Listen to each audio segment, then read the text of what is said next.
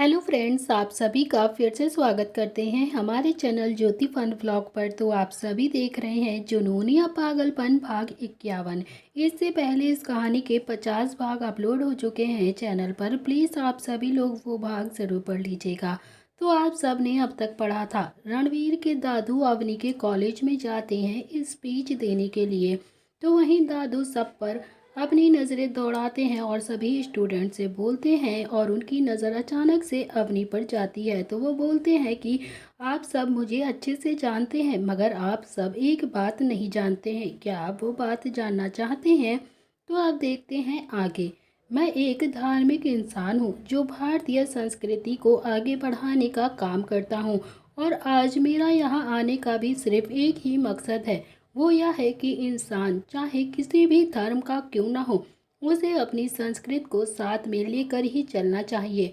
और आज के दौर की तो बातें करें तो अब आपके जैसे यंग जनरेशन ही हमारे सभ्यता को दिखाने के लिए सही मार्ग है। तो जिनके पास ऐसी सोच है जो कुछ भी कर सकती है, किसी भी सिचुएशन को अच्छे से हैंडल करती है, तो जिनके पास हर परेशानी को हटाने का रास्ता होता है। दादाजी पूरे 1-2 घंटे से अपनी बात समझा रहे थे, जिससे स्टूडेंट अच्छे से सुन रहे थे और समझ रहे थे। उनके विचार भले ही आज की जनरेशन के लिए थोड़े से पुराने थे, पर वो एक स्ट्रॉन्ग पर्सनालिटी के इंसान थे, जिनकी वजह से सबको उनकी स्पीच काफ़ी अच्छी लग रही थी। तो उनकी स्पीच अवनी भी पूरे मन से सुन रही थी और उसके चेहरे पर अभी हल्की सी मुस्कान थी, जिसे दादाजी की बातें काफ़ी ज़्यादा अच्छी लग रही थी और उसे बहुत समझ में भी आ रही थी। तो अपनी बातों को आगे बताते हुए दादाजी बोलने लगे कि मैं ये नहीं कहता हूँ कि आपका पहनावा गलत है, ये आपकी सोच है। आपको जैसे रहना है आप रह सकते हैं, पर कभी कभी वक्त के हिसाब से ही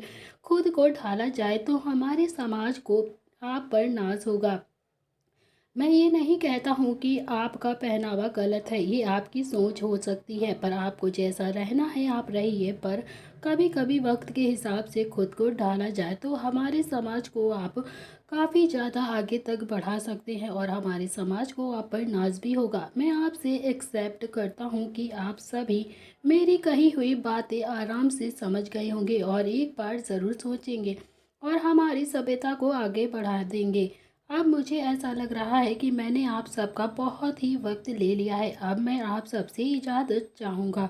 तो दादी ने अभी सबके साथ काफ़ी ज़्यादा बातें की और फिर काफ़ी सवाल जवाब भी पूछे, जिनके जवाब देने के बाद दादाजी अपनी जगह पर आकर बैठ गए। तो दादाजी की बातों से सभी मुस्कुराते हुए तालियां बजाने लगे। दादाजी सबको स्माइल पास करके वापस से अपनी चेयर की तरफ बढ़ गए। तो रूही और अवनी भी दादाजी को देखकर हल्का सा मुस्कुराकर तालियां बजाने लगती हैं।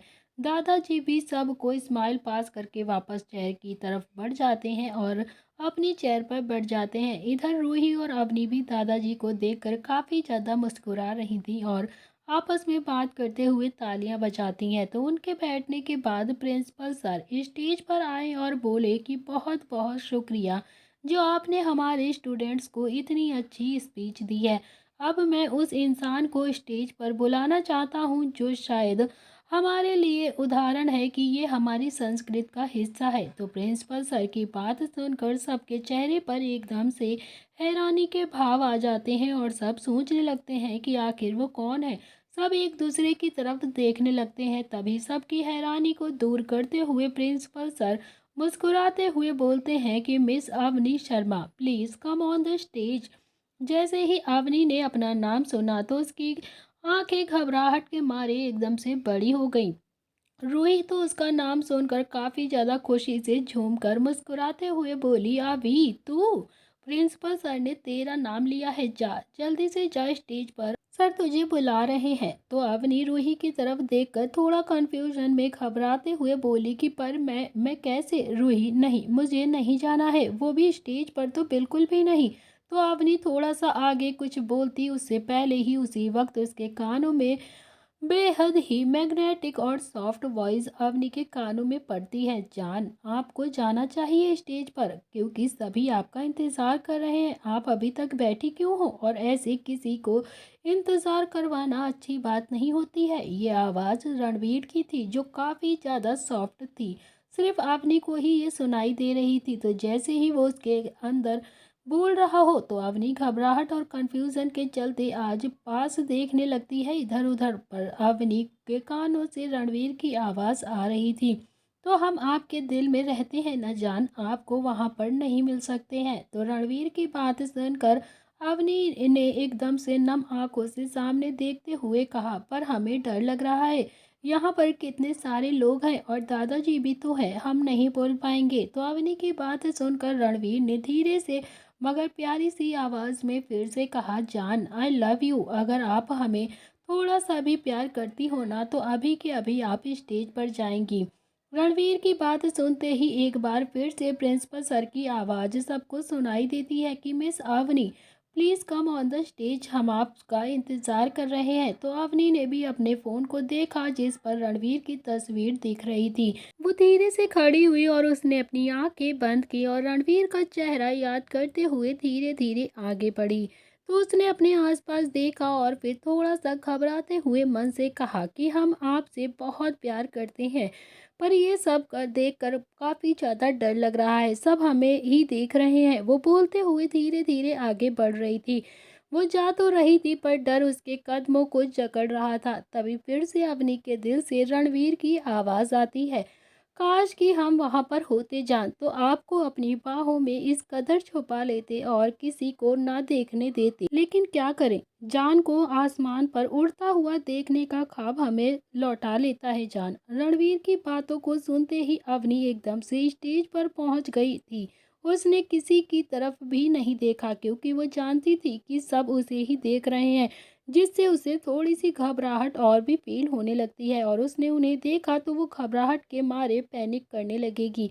अवनी प्रिंसिपल सर के पास आई और प्रिंसिपल सर अवनी को देखकर सबको बताते हुए बोलते हैं कि मिस अवनी ने जो पहनावा पहना है वो हमारे भारत की सुंदरता को दर्शाता है, इसीलिए मैं इनका आभार व्यक्त करना चाहूँगा। जहाँ पर आज मिस अवनी ने हमें ये चीज साबित कर दिया है कि हमारा समाज आज भी कहीं ना कहीं मिस अवनी जैसे लोगों के रूप में साबित होता है। प्रिंसिपल सर ने अवनी को एक बुक दिया, जिससे अवनी ने हल्की मुस्कान के साथ एक्सेप्ट कर लिया। वो प्रिंसिपल सर को थैंक यू बोलकर सीधा वापस आ जाती है और एक बार फिर से अवनी के कानों में धीरे से रणवीर की आवाज़ गूंजी, आपने जो किया है ना जान, आपको उसके लिए आपका रिवॉर्ड मिलना ही चाहिए था। रणवीर की बात सुनकर अवनी थोड़ा सा कंफ्यूजन में बोलती है कि पर आप हैं कहाँ पर? हमें आपकी आवाज़ कैसे सुनाई दे रही है और आप हमें दिखाई भी नहीं दे रहे हैं। क्या आप कॉलेज में ही हो? पर आप हमें दिख क्यों नहीं रहे हो? तो अवनी की बात सुनकर रणवीर मुस्कुराते हुए अवनी से बोलता है कि जान, आप ना अपने दिल पर अपना हाथ रखिए और अपनी आंखें बंद करिए। फंक्शन खत्म हो गया था और सारे स्टूडेंट्स उठकर जा रहे थे। तो इस वक्त अवनी थोड़ा सा बाहर की तरफ जा रही थी और उसने एक जगह पर अपने कदम को रोका और अपनी आंखें बंद करके उसने अपनी दिल वाली जगह पर अपना हाथ रखकर धीरे से कहा कि रणवीर।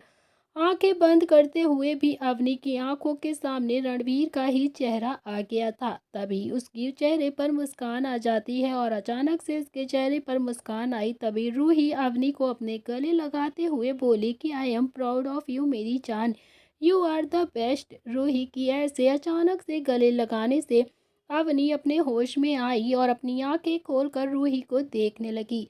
तभी रणवीर की आवाज़ उसके कानों में पड़ती है कि जान, अब हमें ढूंढना बंद कर दीजिए। अगर ऐसा ही करती रही ना आप, तो हम अभी के अभी आपके पास ही आ जाएंगे और सबके सामने आपको किस कर देंगे। फिर आप हमें नहीं रोकेंगी। बहुत तड़पा रही हैं आप हमें, आपके बिना हमें आपकी याद आने के लिए बेचैन कर रही हैं।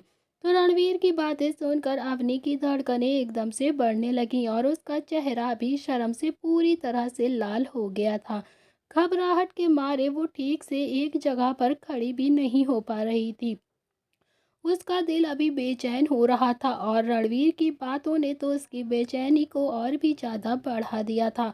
रूही भी उसे काफ़ी कंफ्यूजन में देख रही थी कि तभी अचानक ही रूही के फ़ोन पर एक नोटिफिकेशन आने की आवाज़ आती है, जिसे देखकर रूही अवनी से थोड़ा सा हड़बड़ी में बोली, अवि तू क्लासरूम में मेरा वेट कर, मैं जल्दी से अभी आती हूँ। तो अपनी बात बोलकर रूही बिना अवनी का जवाब सुने वहां से जल्दी से चली गई और उसके जाते ही अवनी होश में आई और आसपास देखने लगी तो सारे स्टूडेंट अभी उसे ही देख रहे थे। उसे काफ़ी ज़्यादा ऑकवर्ड फील हो रहा था। वो नजरें इधर उधर करते हुए रूही को ढूंढने के लिए चली गई तो अवनी जा ही रही थी कि अचानक उसके रास्ते को रोकते हुए राहुल और लीना खुशी से बोले, हे अवनी तुम कहाँ जा रही हो? क्लासरूम में तो उस तरफ है ना क्लास हमारा। तो लीना की बात सुनकर अवनी जवाब देते हुए बोली, वो मैं रूही को ढूंढ रही हूँ, पता नहीं कहाँ चली गई है, मुझे बताकर। उसकी बात सुनकर राहुल जवाब देते हुए बोला, शायद मैंने उसे कैंपस की तरफ जाते हुए देखा था, थोड़ा जल्दी में थी और हाँ कोई लड़का भी था उसके पास। तो मैंने उसका चेहरा तो नहीं देखा मगर उसने मास्क पहना था ना, इसलिए। तो राहुल की बात सुनकर अवनी थोड़ा सा मुस्कुराती हुई बोलती है, थैंक यू बताने के लिए, ये पकड़ो मैं अभी आती हूँ। अवनी ने लीना को बुक थमाया और कैंपस की तरफ चली गई। रूही और लीना कंफ्यूजन में उसे जाता हुआ देख अपने कंधे उचकाने लगे। तभी यहाँ पर अवनी रूही को ढूंढते हुए कैंपस में पहुंच गई, जहाँ पर एक कोने में उसे रूही की पीठ दिखाई देती है। उसे देखकर अवनी मुस्कुराते हुए उसके पास जाने लगी, मगर जैसे ही उसकी नज़र दूसरे इंसान पर गई तो उसकी आंखें हैरानी से बड़ी हो गईं और वो सोचने लगी, उसका मुंह तो खुला का खुला ही रह गया। रूही इस वक्त उस इंसान को किस कर रही थी और दूसरे इंसान का एक हाथ उसकी कमर पर था और दूसरा नेक में। जैसे ही अवनी ने उस इंसान का चेहरा देखा तो उसके मुंह से अचानक ही निकला, भाई आप आप यहाँ पर क्या कर रहे हैं? ये क्या बदतमीजी कर रहे हैं आप दोनों? अचानक अवनी की आवाज़ सुनकर दोनों ही हड़बड़ाते हुए एक दूसरे से अलग हुए और अवनी को देखने लगे तो उनकी नज़रों में इस तरह मैं बहुत ही ज़्यादा एम्बेरसमेंट थी। अवनी आंखें छोटी करके उस इंसान को देखते हुए बोली, भाई आपने तो कहा था ना कि आपको ज़रूरी काम है और फिर आप यहाँ पर क्या कर रहे हैं, वो भी रूही के साथ? अवनी की बात सुनकर सामने खड़ा मानव उसे समझाते हुए बोला, प्रिंसेस वो आप यहाँ पर क्या कर रही हैं? आपको तो क्लास में होना चाहिए था ना। तो अवनी मानव को घूरते हुए थोड़े गुस्से में बोली, पहले आप हमारे सवालों का जवाब दीजिए कि आप दोनों यहाँ पर क्या कर रहे हैं, क्योंकि अंकल आंटी ने तो आपको मिलने से मना किया था ना, फिर आप दोनों ऐसे कैसे मिल सकते हैं? तो अवनी की बात सुनकर मानव लाचार बनते हुए बोला, हाँ तो क्या करता मैं, तुम ही बताओ, तेरे मॉनिस्टर के साथ खुश रहती हो ना तुम? फिर मैं यहाँ देवदास बना हुआ बैठा था, इसीलिए मेरे पास एक ही रास्ता था कि मैं कॉलेज, जहाँ पर हमें कोई भी नहीं रोक सकता है, मिलने चला जाता हूँ और मैं यहाँ पर आ गया बेबी से मिलने। तो रूही ने अवनी की बात सुनकर गहरी सांस ली और फिर अवनी से बोली, चल छोड़ ना ये सारी बातें और मुझे बता कि ये एली और ईरा कहाँ पर है? तू नहीं थी तो वो दोनों तो कॉलेज में नहीं आ रही थी, तो ऐसा क्या हो गया था? अवनी ने रूही की बात का जवाब देते हुए कहा कि मुझे पता है रूही, मैं काफ़ी ज़्यादा वक्त से उनसे नहीं मिली हूँ और रणवीर ने भी हमें कुछ नहीं बताया है। दोनों आपस में बातें कर ही रही थी कि तभी उनके कानों में किसी की आवाज़ फिर से सुनाई देती है, तुम दोनों यहाँ पर हो तो क्लास में क्यों नहीं जा रही हो? क्या कारण है तुम लोगों का यहाँ पर होने का? जाओ, चलो जल्दी से, सर जो आपको बताने वाले हैं वो जाकर सुनो, तुम दोनों मिस कर दोगी इम्पोर्टेंट बातें। सामने राहुल खड़ा था जो उन्हें ये सब बता रहा था और उनकी बात सुनकर रूही माथे पर हाथ रखते हुए हड़बड़ी में बोली, अरे मैं तो भूल ही गई थी। अभी चल जल्दी चल, बहुत ही इम्पोर्टेंट क्लास है आज की। अवनी थोड़ा कंफ्यूजन में रूही से पूछने लगी थी, पर रूही उसे लगभग खींचते हुए क्लासरूम की तरफ ले गई और मानव भी चला गया। क्लासरूम में अभी सर लेक्चर दे रहे थे तो अवनी रूही दोनों ही बैठकर लेक्चर सुनने लगती हैं और थोड़ी देर के बाद क्लास ख़त्म हो जाता है और क्लास ख़त्म हो गया ही था कि तभी बाहर अभी आमन कार लेकर खड़ा हुआ था, जिसे देखकर सामने से रूही को बाय करते हुए अवनी चली गई और कुछ देर के बाद उनकी कार रणवीर के ऑफिस के आगे आकर रुकती है। अवनी को समझ में नहीं आ रहा था कि आखिर अमन उसे रणवीर के ऑफिस में लेकर क्यों आया है। तभी इधर रॉय इंडस्ट्रीज में अमन अवनी को लेकर सीधा टॉप फ्लोर पर पहुंच गया था जहां रणवीर का ऑफिस था। जैसे ही अवनी ने कैबिन का डोर खोला तो उसकी आंखें हैरानी से बड़ी हो चुकी थी। सामने रणवीर के साथ अभी एक लड़की खड़ी हुई थी जो पेन और पेपर लेकर कुछ लिख रही थी। अवनी को थोड़ा सा गुस्सा आया था उसे देखकर। जैसे ही रणवीर की नज़र अवनी पर पड़ गई तो उसने भी बिना किसी भाव से कहा कि आप वहाँ पर क्या कर रही हैं, यहाँ आइए मेरे पास। तो उस लड़की ने भी पीछे मुड़कर देखा तो वहाँ पर अभी अवनी को देखकर उसने कुछ भी नहीं कहा, बस उसे देखती रही। अवनी धीरे धीरे से अंदर आने लगी और जैसे ही वो रणवीर के पास पहुंची तो रणवीर ने उसका हाथ पकड़कर उसे अपने लैप पर बिठाया। तो अवनी थोड़ा सा हैरानी से उसे देख रही थी। उसे काफ़ी ज़्यादा अजीब लग रहा था क्योंकि वो लड़की उसे घूर रही थी। वो लड़की अभी भी वहीं पर खड़ी थी जिसका नज़र नीचे थी, पर रणवीर अवनी को किस करने ही लगा था और फिर प्यार से बोलता है कि जान आई मिस यू। अवनी ने रणवीर की पकड़ से छूटते हुए धीरे से कहा कि आप ये क्या कर रहे हैं, ये लड़की यहीं पर खड़ी है, छोड़िए, हमें देख रही है, आपको शर्म नहीं आती क्या?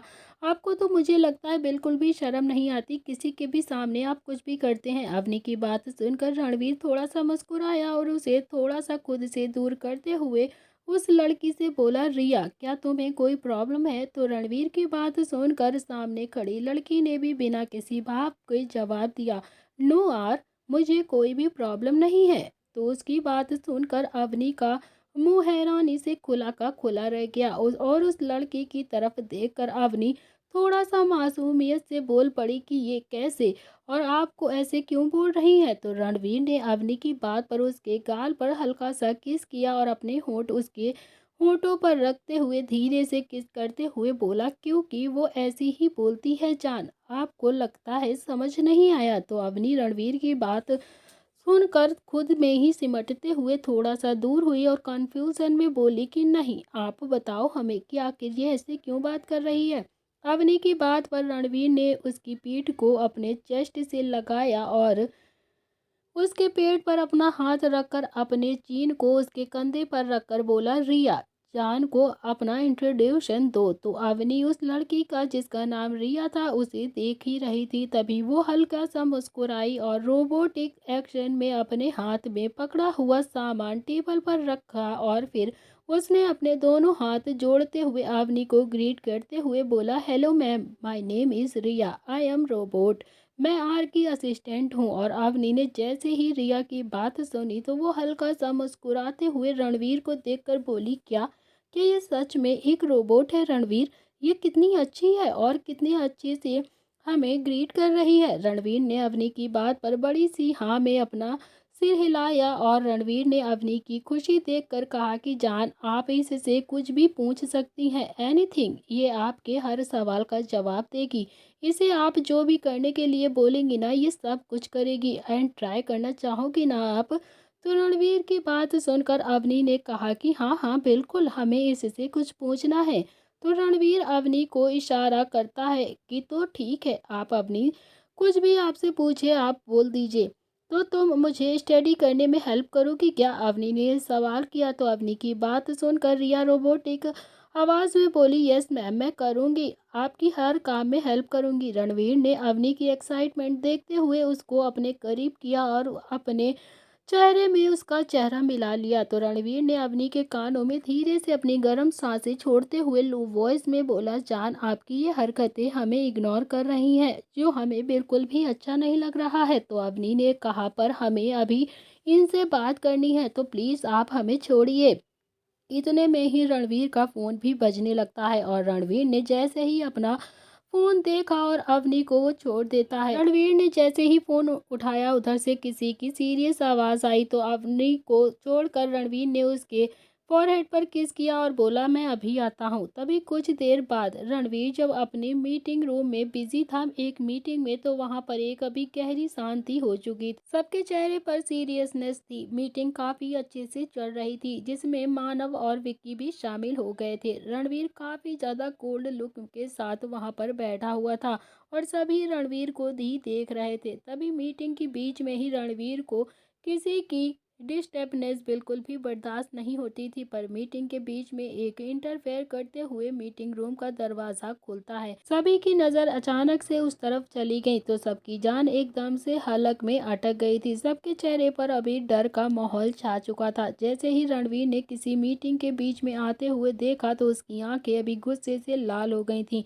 क्योंकि रणवीर को ये बिल्कुल नहीं पसंद था। पर अंदर आते हुए कदमों की आहट सुनकर रणवीर का चेहरा भी शांत हो गया था, मगर सबके लिए कि ये किसी सदमे की तरह ही था। अंदर आने वाला इंसान चारों तरफ नजर दौड़ाने लगता है और उसकी नजर एक चेहरे पर आकर ठहर गई थी।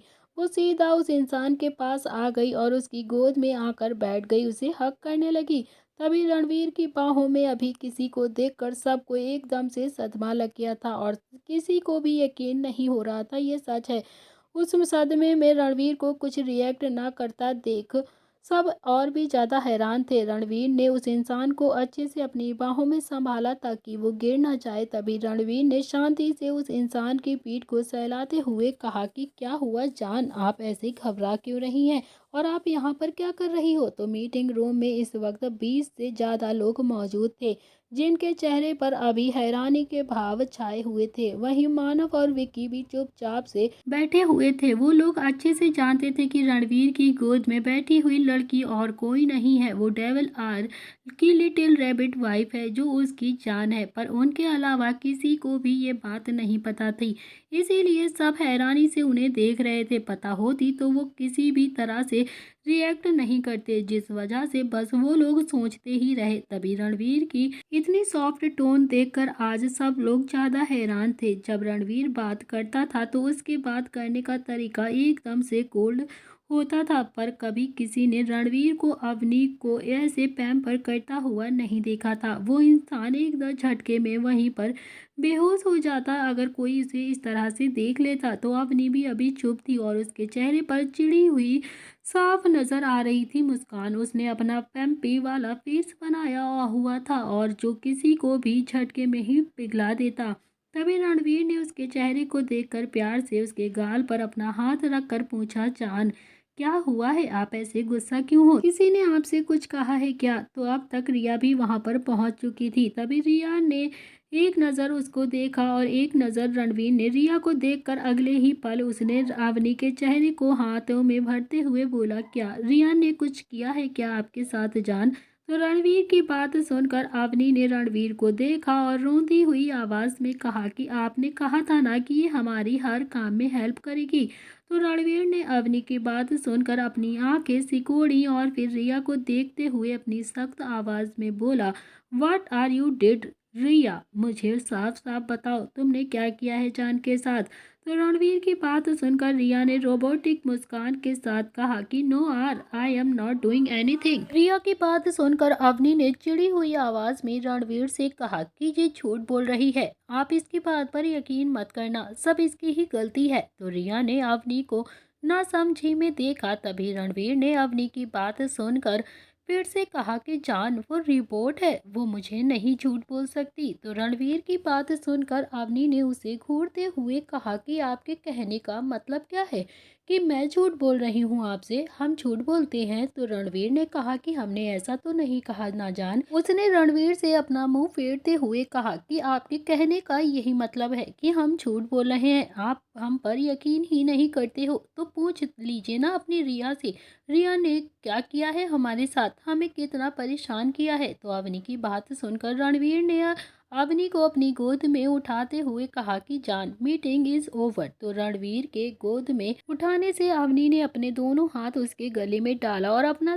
चेहरा उसके सीने में छुपा लिया। अवनी ही जानती थी कि उसे इस वक्त कितना ज्यादा डर लग रहा था, पर वो रणवीर से दूर नहीं रह पाती थी, इसीलिए वो जानबूझकर ऐसी हरकत कर रही थी जिस वजह से जितना वो उसके साथ घुल गई थी ना। तो रणवीर अवनी को लेकर थोड़ा सा कैबिन में आया, पर जैसे ही उसने कैबिन के अंदर अपना कदम रखा तो उसकी आंखें हैरानी से छोटी हो गई और उसने देखा कि पूरा का पूरा कैबिन अभी बिखरा हुआ था। एक भी चीज अपनी जगह पर नहीं थी। रणवीर को थोड़ा सा गुस्सा आया, मगर रणवीर बिना भाव से ये सब कुछ देख रहा था। वो अवनी को लेकर सीधा सोफे पर बैठ गया और उसने पीछे आई रिया को देखते हुए कहा कि रिया प्लीज क्लीन दिस मैस। रिया ने अपना सिर हिलाया और सब चीजें समेटने लगी। करीबन 2 मिनट में ही सब चीजें अपनी जगह पर सही सलामत कर दी थी। रिया ने सब ठीक कर दिया तो रिया एक जगह पर आकर खड़ी हो गई। रणवीर ने अवनी का चेहरा बाहर निकाला और स्माइल के साथ उससे पूछते हुए कहा कि जान, ये सब किसने किया था? आप हमें बताइए, फिर हम उसे सजा देंगे। तो रणवीर की बात सुनकर अवनी ने अपनी नजरें नीचे करते हुए धीरे से कहा कि हमने, पर सारी गलती इसकी ही है। इसमें हमें इसने मजबूर किया था ये करने के लिए। तो अवनी की बात सुनकर रणवीर ने उसके हाथों की उंगलियों में अपनी उंगलियां फंसाते हुए कहा कि और क्या किया है रिया ने आपके साथ, हमें वो भी बताइए।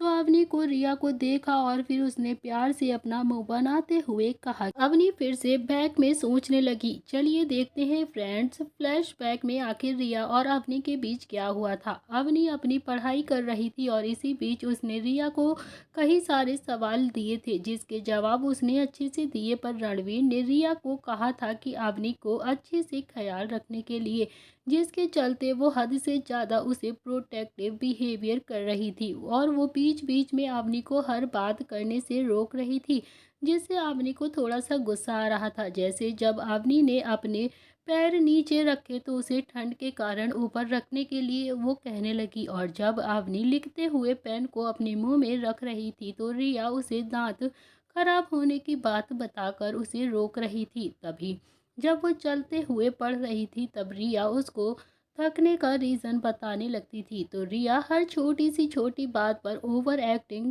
करके उसे हर चीज़ में रोक रही थी। जब अवनी उसकी बातों से एकदम से परेशान हो गई तो उसने रिया को भड़काते हुए कहा, रिया तुम मुझे हर बात को रोक क्यों रही हो? और अवनी की बात सुनकर रिया ने जवाब दिया कि मैम, आप ऊंची आवाज़ में बात मत करिए, आपका गला खराब हो जाएगा। तो रिया की बात सुनकर अवनी और भी ज़्यादा गुस्सा हो गई थी उससे, और उसने टेबल पर रखी सारी फाइल्स उठाकर पटकते हुए कहा कि चुप हो जाओ तुम, हमारा सिर दर्द हो रहा है तुम्हारी हरकतों से। रिया ने अवनी की बात सुनकर जल्दी से उसे एक मेडिसिन और पानी का गिलास अवनी के आगे बढ़ाते हुए कहा, मैम अगर आपका सर दर्द हो रहा है तो आपको अभी के अभी ये मेडिसिन ले लेनी चाहिए। तो रिया की बात सुनकर अवनी को रोना आ रहा था और वो खुद ही अपने बालों को नोचते हुए चीखी, मुझे कुछ नहीं लेना है, इसे हटाओ और मेरे पीछे से हट जाओ। रिया अवनी की बात सुनकर कंफ्यूजन में बोली, लेकिन आपके पीछे सिर्फ दीवार ही है मैम, क्या आप चाहती हैं कि मैं इसे हटा दूं? तो रिया की बात सुनकर अवनी हद से ज़्यादा अब फ्रस्ट्रेट हो गई थी और उसने पैर पटकते हुए अपनी चीज़ें यहाँ से वहाँ फेंकते हुए कहा कि तुम यहाँ से जाओ और मॉनिस्टर को मेरे पास भेजो। अवनी की बात सुनकर रिया ने उसके पीछे पीछे घूमते हुए कहा कि मैम आई एम सॉरी, मैं मॉनिस्टर को यहाँ पर नहीं ला सकती क्योंकि वो इस दुनिया में मौजूद ही नहीं है। तो रिया की बात सुनकर अवनी ने अब तक पूरा कैबिन तहस नहस कर दिया था और उसे इतना गुस्सा आ गया था। रिया उसकी ये हरकतें देखते हुए बोलने लगी, मैम अभी के अभी आप गुस्से में है ना, आपकी हेल्थ के लिए गुस्सा बिल्कुल भी ठीक नहीं है, आप ऐसी चीज़ें मत फेंकिए मैम, आपको चोट लग जाएगी। रिया की बात सुनकर अवनी रोने लग गई थी और वो काफ़ी ज़्यादा परेशान होकर कैबिन का दरवाज़ा खोलकर सीधा मीटिंग रूम की तरफ बढ़ गई थी। रिया भी उसके पीछे जाते हुए बोली, मैम आप कहाँ जा रही हैं? ये तो मीटिंग रूम का रास्ता है ना, क्या आप मीटिंग अटेंड करने जा रही हैं? लेकिन आर को किसी की भी डिस्टर्बनेस बिल्कुल पसंद नहीं है। तो अवनी ने रिया को पूरी तरह से अब इग्नोर कर दिया था और वो मीटिंग रूम में चली गई थी। उसने गुस्से में और फ्रस्ट्रेशन में कुछ भी नहीं सोचा और सीधा अंदर गई। इससे पहले रणवीर अवनी को 2 बार यहाँ लेकर आ चुका था, जिस वजह से अवनी को अच्छे से वहाँ का रास्ता याद था। वैसे भी उसकी मेमोरी काफ़ी ज़्यादा शार्प थी, जिस वजह से वो कुछ भी जल्दी से याद कर लिया करती थी और मीटिंग रूम में तो उसे अच्छे से याद ही था। जिसमें रणवीर उसे गोद में उठाकर लेके जाया करता था।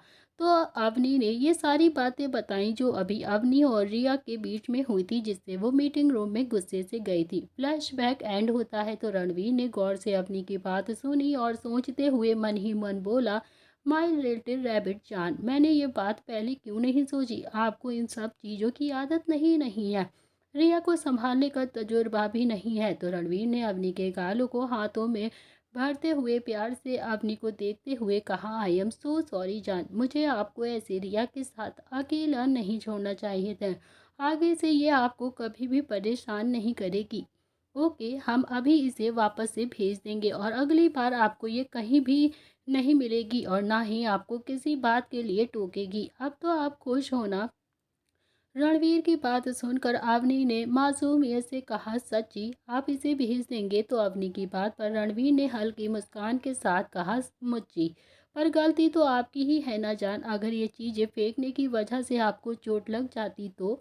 वो सही तो कह रही थी। तभी रणवीर की बात सुनकर अवनी को रणवीर के हाथ अपने गालों से हटाते हुए और अपने हाथ उसके वेस्ट के इर्द उर्द लिपटाते हुए अपना सिर रणवीर के सीने पर रखती है और फिर रणवीर ने भी अवनी के पेट पर अपने हाथ रखकर उसे अपनी बाहों में ठीक से पकड़ा हुआ था। तो अवनी ने अपनी नजरें रणवीर की तरफ करी और मासूमियत भरी आवाज में कहा, पहले आप इसे यहाँ से भेजो, हमें यहाँ पर ये बिल्कुल भी पसंद नहीं। तो अवनी की बात के तुरंत ही बाद रणवीर ने रिया को वहाँ से भेज दिया और उसके जाते ही रणवीर ने अवनी को देखते हुए थोड़ा शरारती मुस्कान के साथ कहा, अब तो पनिशमेंट की बारी है। तो पनिशमेंट की बात सुनकर अवनी के दिल में अजीब सी बेचैनी पैदा हो गई थी और उसने थोड़ा सा घबराते हुए अपना चेहरा थोड़ा ऊपर कर दिया। तो रणवीर ने भी अवनी को बिना मौका गवाए उसके होंठों को अपने होंठों के बीच में फंसा कर उसे किस करने लगा। तो अवनी को तो जैसे एकदम से सदमा ही लग गया हो, जिसमें उसकी आंखें अभी खुलकर बड़ी हो चुकी थी और यहाँ पर रणवीर के होंठों से उसके साथ हाथों में भी उसके हाथ चल रहे थे। अवनी को उसका टच करना शुरू हो गया था, जिससे उसके दिल में तितलियां उछलने लगी थी। अवनी और रणवीर दोनों ही एक दूसरे की किस में एकदम से मदहोश हो रहे थे। क्या होगा आगे इस कहानी में, ये जानने के लिए आपको देखना पड़ेगा जुनूनिया पागलपन। तो दोस्तों, बहुत ही जल्द ये कहानी अब ख़त्म होने वाली है। क्या आप इसकी हैप्पी एंडिंग देखना चाहेंगे? प्लीज़ आप सभी लोग कमेंट बॉक्स में ज़रूर बताना।